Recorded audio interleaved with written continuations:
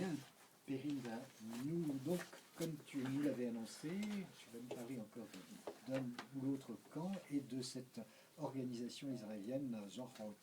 Oui. À toi. D'accord. Alors, voilà, donc je voulais vous parler du camp de déchets qui est situé à quelques kilomètres de Jérusalem. Donc c'est un camp donc, qui est géré par l'UNRWA et les gens n'ont pas de place, pas de liberté, pas d'eau, pas d'avenir. C'est comme ça qu'ils le ressentent, c'est ce qu'ils nous disaient, parce que nous avons été accueillis par des jeunes qui avait organisé le comité populaire qui dirige le camp, enfin qui s'occupe des jeunes, qui fait plein d'activités. Ils font un travail absolument superbe. Donc ce camp, il avait été créé en 1948 et il est, pour expliquer justement qu'est-ce que c'est un camp de réfugiés, il est le résultat ce sont des habitants de 45 villages autour de Hébron et de Jénine qui avaient été chassés par l'armée israélienne et qui ont formé ce camp.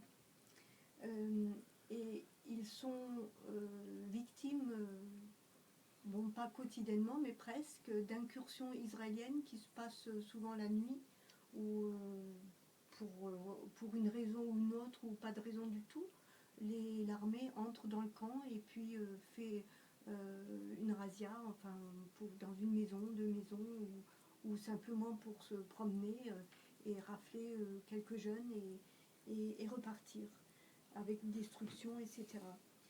Donc c'est toujours une situation de non-existence, enfin, ou d'existence très, très temporaire, très, très fragile qui existe. Et ces jeunes nous disaient, on est quoi nous? On est qui? Et qui s'occupe de nous? Je veux dire, un des jeunes qu'on avait vu, son rêve c'était de voir la mer et d'aller à Jérusalem, qui est située à quelques kilomètres, qui est tout près, quoi. C'est comme si nous, à Strasbourg, on voulait aller, même pas à Colmar, hein, je dirais à Lingolsheim. Enfin voilà, c'est une situation vraiment terrible. Et ça, c'est un exemple que je donne, mais il y en a des dizaines et des centaines comme ça, d'exemples. Voilà, c'était pour vous donner une photo, une petite photo d'un camp. L'association Zohot. Oui. Alors l'association Zohot, c'est une association israélienne. Zohot en hébreu, ça signifie se souvenir, la mémoire. Et c'est une association dont l'objectif est de faire connaître justement ces villages détruits par les Israéliens, de les retrouver et de les faire visiter par des Israéliens et des Palestiniens aussi. Il y en a 400 environ. Oui. Leur objectif, c'est aussi de lutter contre la loi anti-Nakba, puisque c'est la Nakba, la catastrophe qui a créé ces villages, enfin qui a créé la destruction de ces villages et la fuite des Palestiniens. Cette loi anti-Nakba qui a été faite en 2011, je crois, par Israël, on n'a même plus le droit de parler de Nakba en Israël.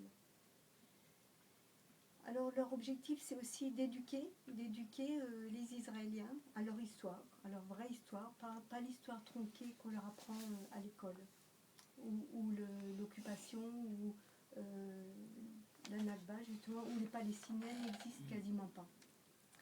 Et le dernier point, leur objectif, c'est aussi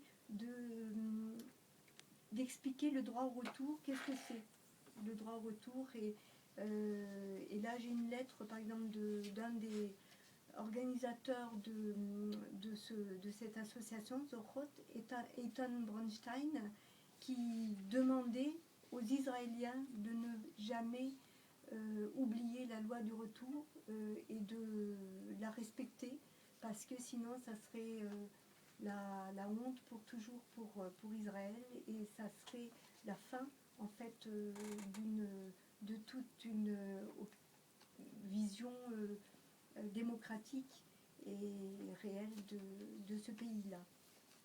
Et actuellement, c'est une réalité, parce que, je veux dire, les Israéliens qui visitent les villages, bon, il y en a, mais ils sont quand même encore une minorité.